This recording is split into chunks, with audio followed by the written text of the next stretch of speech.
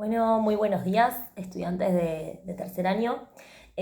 Como les dije, estas clases virtuales vamos a tratar de acercarnos un poquito por este medio, con un video explicativo de mi parte, como si fuera una micro clase, para poder orientarlos, para poder complementar todo el material que ustedes tienen en el campus, ¿sí? Para que sepan, voy a estar como mirando a la cámara, pero también mirando acá, ¿sí? A mi espacio de trabajo, porque tengo mis apuntes y tengo mi computadora con los archivos abiertos como para ir poniendo en diálogo y en tensión algunas cuestiones. Como para que sepan, tengo en la compu abierto el PowerPoint que dice sociedad civil, sociedad política, bloque histórico, hegemonía, y a la vez tengo abierto el texto de Mouffe, que es el primer texto, Chantal Mouffe, como les había dicho, una filósofa orientada mucho a lo que es la política, que me parecía interesante traer como esta autora mujer, que muchas veces en el ámbito académico no se recuperan y hay un montón de autoras mujeres y también muchos autores que también a veces no se comparten tanto, que tienen que ver también con el pensamiento latinoamericano, ¿no? Y esto se va a poner en juego ahora cuando empecemos a hablar de hegemonía, de ideología, de relaciones de poder, de relaciones de fuerza, de relaciones de producción. ¿Por qué no? Algunos autores y algunas bibliografías siempre fueron más recuperadas que otras. Así como ustedes muchas veces en las clases dicen la historia la escriben los que ganan. Bueno, a veces es cierto, pero a veces también la historia la escribimos todos los días y hay muchas personas escribiendo historias que capaz es importante recuperarlas. Bueno, tampoco puedo hacer un video recontra extenso. La idea es que ustedes con este diálogo asincrónico puedan recuperar, ir consolidando algunos conceptos que son importantes. Y me parece fundamental seguir sosteniendo esta cuestión de no estamos estudiando, no estamos leyendo textos de complejidad para que ustedes me rindan esos saberes académicos en un parcial de manera solo de memoria, ¿sí? O repitiendo los conceptos, o repitiendo lo que yo les digo, ¿no? Tiene que ver con que ustedes abran su campo conceptual, abran su corpus teórico, para utilizarlo como filtro y para utilizarlo como herramienta para analizar la práctica educativa. ¿Sí? Nosotros estamos abriendo un montón de autores, de conceptos, de bibliografías, de teorías, para que ustedes puedan pasar, ¿no? Para que sea como un tamiz a la hora de analizar las instituciones en donde vamos a trabajar, a la hora de analizar cada práctica educativa, a la hora de que ustedes tengan más herramientas, ahora que dentro de poquito van a ir a las prácticas, para decir por qué suceden estas dinámicas en las instituciones, por qué este docente se dirige de esta forma con sus colegas, con la conducción, con los estudiantes. Digo, utilizar la teoría y la bibliografía para analizar todo el tiempo la práctica educativa. Todo el tiempo tiene que haber un ida y vuelta entre lo que nosotros estamos hablando teóricamente en diálogo constante con nuestras prácticas educativas, ¿sí? Ese es el foco que ustedes tienen que poner. Por otro lado, recuerden que siempre van a tener que estar como analizando las teorías críticas de la educación. Si cuando hablamos de ciertos autores nos estamos parando más desde el lado de la reproducción, ¿sí? Es decir, un sistema educativo que reproduce lo que necesita el Estado y lo que la hegemonía o la clase dominante está en un momento sociohistórico, ¿no? También pensar en el contexto, en el momento en que lo estamos hablando, si necesita reproducir ciertas cosas o si estos autores nos están proponiendo una mirada de resistencia. Es decir, que el sistema educativo también ofrece otras oportunidades que van un poco a discutir o a poner en perspectiva o a analizar críticamente lo que el Estado y la hegemonía y el poder de turno están queriendo hacer con las instituciones o con la educación, ¿sí? Tenemos esos dos lados. ¿Reproduce la escuela o resiste y trata de transformar la sociedad? O ambas cosas, ¿sí? Entonces, bueno, acá es importante también entender el paradigma de la complejidad. eh, todo es absolutamente complejo. No hay algo que podamos reducir a un eslogan, a una frase, a un Twitter, ¿no?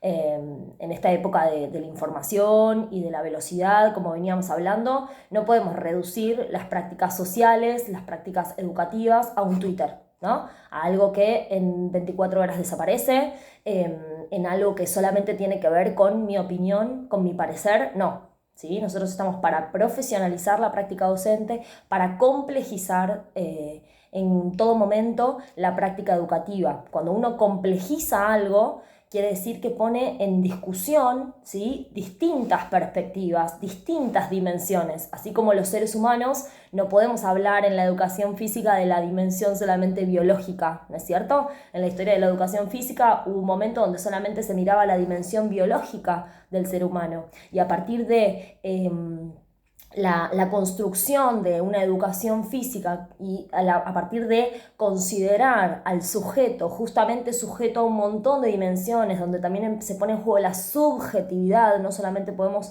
mirar una dimensión objetiva de las cosas, cuando se ponen en juego todas estas cuestiones de la psicología y de muchas áreas que justamente nutren al ser humano, estamos hablando de que el ser humano tiene un montón de dimensiones. Entonces la sociedad, la política, la educación van a tener un montón de dimensiones para analizar que no las podemos reducir, ¿sí? Y que no podemos hablar de generalizaciones. Nosotros no podemos decir todos los docentes adoctrinan. No podemos caer en generalizaciones porque cada práctica, cada hecho educativo es singular, ¿sí?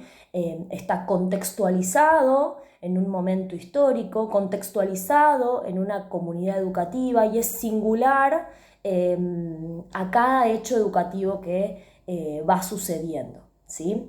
Entonces, bueno, es importante empezar a distinguir, a hablar con propiedad, a poder tener estas herramientas para discutir, para debatir, para construir una educación cada día un poquito más afín, un poquito más cercana a lo que va necesitando la sociedad, tal vez. No lo que va necesitando el poder de turno, porque a veces también necesitamos mirar cuestiones a largo plazo, ¿no? La historia de la educación argentina tiene años de historia. Y en todos estos años de historia de educación argentina, 140 años, o depende de dónde queramos poner el inicio, ¿no? Pero si hablamos de la primera ley, por lo menos 1420, estamos hablando de 140 años de historia argentina. Bueno, fíjense qué complejo esto, qué complejo, como hablábamos la otra vez, el sistema educativo argentino, que es federal, que es enorme, que en ese video que yo les acerqué podemos ver las distintas, ¿no?, situaciones educativas que hay en nuestro país. Qué complejo, qué diverso, qué grande para analizar. En este sentido les digo que no podemos reducir y que tenemos que tener muchas herramientas para pensar en todas las dimensiones de cada cuestión. Bueno, yendo un poco a los primeros textos, fíjense que tanto nos vamos a introducir en el de Mouffe, pero también va a haber una cierta introducción al Tusser también. Es importante que ustedes sepan que en este caso se remite un poco a otros teóricos, como por ejemplo Marx, como por ejemplo Gramsci, que son un poco anteriores a estas, digamos, como que son nodales, ¿no? Los primeros teóricos. Y bueno, retomando un poco lo que es Marx, empezar a entender que nosotros también tenemos que tener algunas nociones de Estado, si se quiere, cómo se compone el Estado. Si nos remitimos a Marx, van a hablar de piensen al Estado como un edificio, ¿sí? Un edificio donde las bases, donde la infraestructura, ¿sí?, la infraestructura tiene que ver con las cuestiones más económicas, ¿sí? La estructura del edificio se planta, las bases, ¿sí?, se plantan en las relaciones de producción, en la parte económica. Como nosotros sabemos, lo más predominante en este sentido tiene que ver con el sistema capitalista, ¿sí? Entonces, sobre esa base económica, fíjense qué detalle no menor, ¿no? Todo se construye a partir de la economía. Esa infraestructura que es la economía, a partir de ahí se empieza a construir este edificio del Estado, de la sociedad, donde vamos a encontrar en los pisos subsiguientes lo que tiene que ver con la sociedad civil y con la sociedad política, ¿sí? Marx tiene una mirada, como ustedes sabrán, ¿no? Como anticapitalista, se decía, y siempre iba a criticar, ¿no? esta cuestión de que el Estado aparece como un aparato más coercitivo, más represor, que intenta sostener, mantener, reproducir todas estas relaciones de poder, de fuerza, de producción, ¿no? De trabajo, que alimenten constantemente este sistema capitalista que per se, o sea, de por sí, es totalmente desigual, ¿sí? Entonces es desde ese lugar donde luego Gramsci o mismo Mouffe, ¿sí? Van a empezar a abrir el panorama y van a decir, con estas condiciones de base, ¿qué pasa con las instituciones? ¿Qué pasa con la política? ¿Qué pasa con estas teorías que hablábamos? ¿Vamos a reproducir esto? ¿O va a haber lugares en donde tal vez pueda resistirse y pueda transformarse y puedan cambiarse? Bueno, qué complejo, qué difícil, ¿no?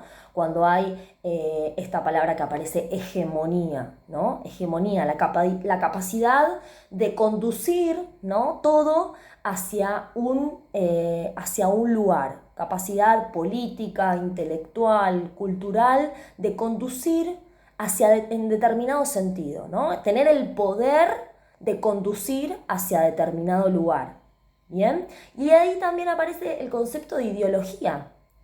Con la ideología, con la forma de percibir el mundo, con la forma de relacionarme en el mundo, voy a responder al poder hegemónico de turno o no tan de turno.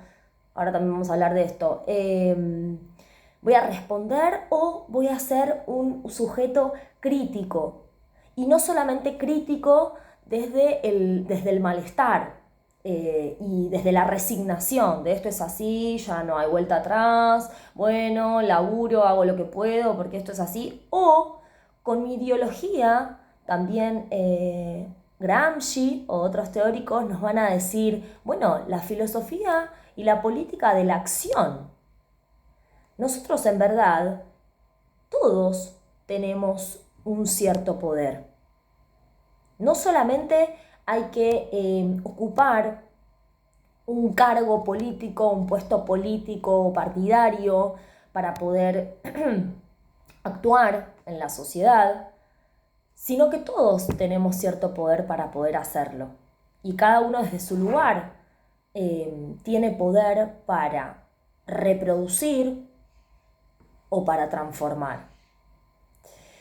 ¿Y por qué les decía el tema de las distintas hegemonías? Porque estos autores que hablan en siglos pasados, obviamente que empezaron a teorizar para poder tener categorías, ¿no? Uno a veces fragmenta o conceptualiza para distinguir ciertas cosas, pero también el contexto, el bloque histórico que propone también Gramsci, el bloque histórico que tiene que ver con ese edificio que yo les decía puesto en contexto, puesto en un momento y en un lugar histórico, ¿no? Ese es el bloque histórico.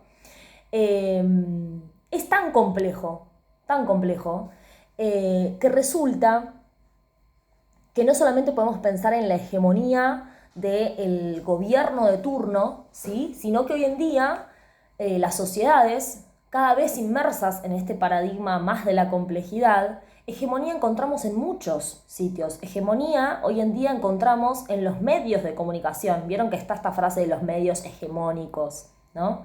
Encontramos en los medios de comunicación, encontramos mucha hegemonía en las redes sociales, que es lo que nosotros venimos poniendo un poco en la mesa de todo el tiempo estamos pensando en lo que estamos viviendo, queriendo dar soluciones desde la educación para lo que estamos viviendo, pero a una velocidad muy rápida. Bueno, esto tiene que ver con la era de la información, con la era de la comunicación, con la era de la inteligencia artificial, que es una dimensión que yo les aseguro que a medida que nosotros vayamos creciendo seguramente vamos a ver más impacto de esto. Entonces hay que empezar a pensar que estos conceptos de hegemonía, ¿no? Aparecen en distintos ámbitos. Bueno, en la educación, ¿cuál es el poder hegemónico que circula? En la educación, la hegemonía tiene que ver con responder a rajatabla lo que nos imponen las leyes, la burocracia, o la hegemonía también está puesta en que el cuerpo docente tiene, tiene lugar, tiene autoridad para construir espacios nuevos, horizontes nuevos. Bueno, son cosas muy complejas porque también a medida que los gobiernos van cambiando, por lo menos en nuestro país, ¿no? Hay otros países que tienen dinámicas y lógicas a largo plazo, que es algo que también plantea Mouffe, capaz no en este texto, pero si ustedes buscan un poco otras bibliografías o el pensamiento, el posicionamiento de Mouffe, lo que dice, hay democracias, ¿no?, más sólidas que tienen proyectos a largo plazo, ¿no? Eso sería como algo ideal. Proyectos a largo plazo como país, más allá del poder político partidario de turno, porque cambia cada 4 años o cada 8 si es que hay alguna reelección. Pero si cada vez que hay un cambio en ese sentido se desploma todo lo anterior, la sociedad estamos todo el tiempo en una polarización, ¿no? En un momento es una cosa y en un momento es totalmente la otra. Entonces no hay un hilo conductor, que nosotros sabemos qué importantes son los hilos conductores en la educación. Qué importantes son los procesos a largo plazo. Qué importantes son las trayectorias en la educación. Entonces, ¿por qué no son tan importantes en las sociedades, en las democracias, en los poderes políticos partidarios? ¿Por qué no son importantes estas líneas a largo plazo?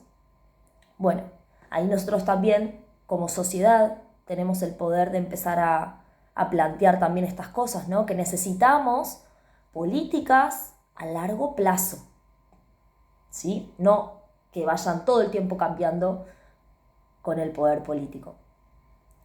Bueno, ¿qué más? Entonces, ustedes tienen que rescatar conceptos de hegemonía, conceptos de ideología, concepto de bloque histórico, concepto de política. Entonces, lo que venimos hablando, ¿qué es la política? ¿La política es pensar solamente asociarla a corrupción? ¿La política es pensarlo solamente a una persona que está en el gobierno, en este caso Milei, el pasado Alberto Fernández, el pasado Macri, el pasado Cristina? O sea, ¿solamente es eso? ¿O la política en realidad es un poder, es una herramienta totalmente potente para transformar la sociedad y transformar la realidad que nos compete a todas las personas? Y en este caso tenemos distintos escenarios, ¿no? De lo macro a lo que es un continente, al mundo, y voy achicando a continente, a país, a provincia, a municipio, a barrio, a escuela. Micropolítica, ¿no? Entonces, esto que hablábamos, la política viene de la polis, tiene que ver con la convivencia, con poder construir lazos de convivencia, porque no somos individuos aislados, que hay, ¿no?, como toda una discusión en este sentido. El otro día leía un teórico que hablaba esto de la individualidad tirana, ¿no? Los teóricos como que muchas veces, como la ciencia ficción, nos van tirando como pistas de hacia dónde vamos y parecen profecías autocumplidas, ¿no? Porque sinceramente, fíjense, estos autores que estamos hablando desde hace muchos años atrás a autores que también hablan en la actualidad y nos dan un poco de respuesta, ¿sí?, posibles respuestas a lo que estamos viviendo, porque no hay una sola, cada uno va construyendo su respuesta desde este lugar de la complejidad. bueno, así como hablamos de esta persona que habla de la individualidad tirana, ¿no? Como que estamos viviendo en un momento donde volvemos a ser individuos que solamente al final nos tiene que importar el día a día o nuestro círculo chiquito porque estamos como en un momento de supervivencia, ¿no? De quién sobrevive. O después también tenemos autores como Mouffe que nos plantean esta cuestión de, bueno, construir democracias más sólidas, donde haya puntos en común, lo común, la comunidad, lo colectivo. Pareciera que son palabras, malas palabras que, que ya no sirven para nada, y sin embargo nosotros en la escuela somos profesionales de encontrar esos horizontes colectivos, esos puntos en común que nos unan, ¿no? Esto que hablábamos el otro día en los debates, podemos pensar totalmente distinto, pero cuando terminemos una conversación nos agradecemos por ese tiempo de haber compartido de manera respetuosa, y en esto sí estamos de acuerdo, en que nosotros queremos que nuestra sociedad argentina cada día esté un poquito más contenta o esté un poquito mejor o que tenga un poquito de mejor calidad de vida, o ni siquiera en eso tenemos un punto en común. Digo, tenemos que encontrar lazos comunes porque vivimos en sociedad, no somos individuos tiranos. Por más de que el contexto y las redes sociales y el contexto complejo y difícil en el que estamos viviendo por momentos nos lleve a esas burbujas de decir, bueno, que cada uno cuide lo propio y listo. Digo, hay un valor muy importante en la sociedad argentina que tiene que ver con lo común y con lo colectivo. Y creo que no debemos recuperarlo, porque si elegimos la docencia es porque todo el tiempo nosotros queremos educar, ¿no? Nosotros no educamos, no hacemos solamente personalizados. A veces en educación física sí hacemos personalizados, pero también nos gusta trabajar en lo grupal, ¿no? Y encontramos mucha riqueza en trabajar en las grupalidades. Bueno, esas grupalidades son microsociedades, ¿no? Y bueno, también quería recuperar un poco esto de la hegemonía y la contrahegemonía, esto que se dice muy en día de la batalla cultural, ¿no? Y esto que yo les decía, que cada vez que cambia el poder, el gobierno de turno, hay algo totalmente distinto, o sea, estamos viviendo esta polarización. Sepan que no es algo que se vive solamente acá. Todos estos teóricos y todo lo que estamos analizando tiene su macro, o sea, también se replica en el mundo entero esto, no es un movimiento que solamente sucede acá, lo que estamos viviendo. Y así en todos los bloques históricos, en todas las épocas pasa que lo que sucede acá no sucede acá solo, sucede en muchos otros lados también. Hay influencias, ¿no? Que van y que vienen, que circulan, porque estamos en una era de globalización también, ¿no? Que circula la información totalmente rápido, aunque estemos a miles y miles y miles de kilómetros de distancia. Lo que yo les digo es que a veces parece que supongamos, como ejemplo, en el gobierno anterior había una cierta hegemonía o cierta ideología, y la contrahegemonía, ¿no? Era totalmente lo opuesto. Bueno, ahora cambió de turno y parece que todo se dio vuelta. Qué complejo, ¿no? Porque ahora la hegemonía era lo que antes era contrahegemonía, y lo que anteriormente era hegemonía ahora es contrahegemonía o contracultura, ¿sí? Capaz parece que nos estamos enredando, pero todo el tiempo estamos tratando de buscar respuestas. Buscar respuestas y seguir construyendo el horizonte educativo, porque nosotros somos el futuro de la educación.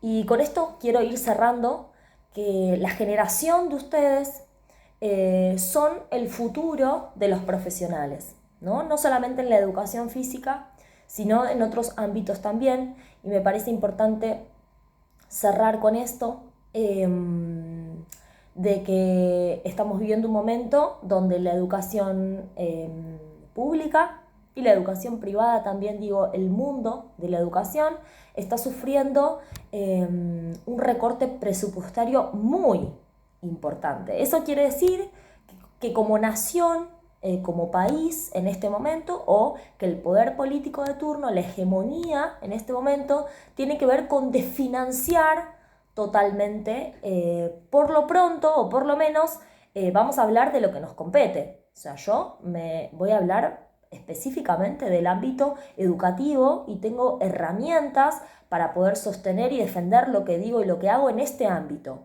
No me voy a poner a hablar de finanzas y de cosas que yo no sé y o sea, que no me especializo, ¿sí? Estamos hablando en este caso de instituciones educativas, del sistema educativo argentino que está totalmente desplomado, desfinanciado, ¿sí? Y como hablaba un poco de la estructura del Estado, esto de que todo se compone, ¿no? Como la infraestructura que dice Marx, que todo es presupuesto y a partir de ahí se construye, bueno, esto es así. Si en educación no tenemos ningún tipo de presupuesto, el mensaje, digamos, subliminal es que no nos interesa lo que esté pasando en educación. Si tienen recursos o no tienen recursos, bueno, problema de ustedes. Arréglense como puedan. Bueno, esto es un poco lo que estamos viviendo en el ámbito educativo. Y me parece que es importante que lo sepamos porque nosotros convivimos, estudiamos, nos formamos en una institución pública, en una institución gratuita, ¿sí? Y si el día de mañana no la tenemos,